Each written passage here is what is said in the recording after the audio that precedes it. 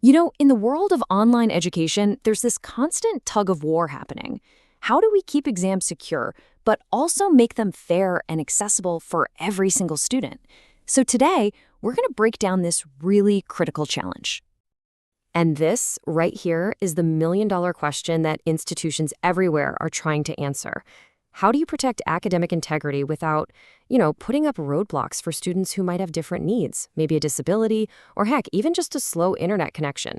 It is a very, very tricky balancing act. All right, so first up, let's dive into what we're calling the online exam dilemma. On the surface, the goal seems pretty simple, right? Just prevent cheating. But the very tools that are used to enforce that strict security can, without anyone meaning for it to, create these huge, huge hurdles for some test takers. And that turns a tool for integrity into a real barrier to success. And this really gets us to the heart of the matter, this clash between security and accessibility. Now, what's so interesting here is how this lays out the conflict so clearly. On the left, you've got the whole security arsenal: ID checks, AI watching every move, live proctors, lockdown browsers, all designed to stop cheating. But then, on the right side, you've got the student's reality. They might need accommodations for disabilities, or they're dealing with spotty Wi-Fi, or maybe they just don't have the newest, fanciest computer. It's pretty easy to see how these two worlds are just destined to collide, right? Okay, so let's dig a little deeper. How exactly do these security features end up becoming barriers in the real world? This table just lays it all out so perfectly. For instance, take AI monitoring. It's built to spot suspicious movements, but what if a student has a physical disability or anxiety-related tics? It could unfairly flag them. Or think about screen locking. Great for stopping students from Googling answers, but it can also block essential tools like screen readers that some students absolutely rely on. See, every feature has a good reason to exist, but it also has a potential and pretty serious downside for accessibility. And this is the real-world impact of that. An algorithm, it just doesn't have context, right? It can't tell the difference between cheating and a student's normal behavior that might be related to a disability. So the very thing that's supposed to make things fair can actually become the source of so much stress and, well, unfairness.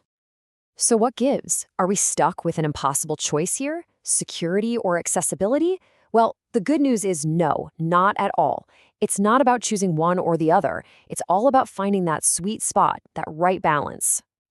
And this quote just hits the nail on the head. The best approach, the really smart one, isn't about picking a side. It's about building a system where security and accessibility are woven together from the very beginning, designed to work with each other, not against each other. So what does that actually look like in practice? Well, for starters, it means having a security settings you can actually change and customize for individual students. It means making sure the platform plays nice with assistive technologies like screen readers.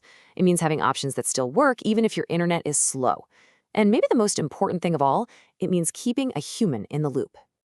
This part is absolutely key. Look, technology is an amazing tool, but it's just that, a tool.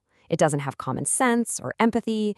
So an integrated solution uses AI to flag potential issues, but then empowers a live human proctor to review the situation, to understand the context, and to make a fair call. It's technology assisting humans, not replacing them. So moving beyond just the tech itself, what are the best practices for making sure exams are fair?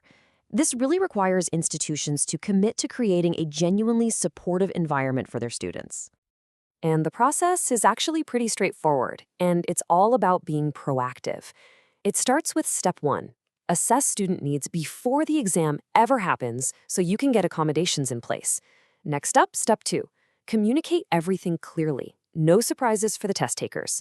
And finally, step three: offer real tech support.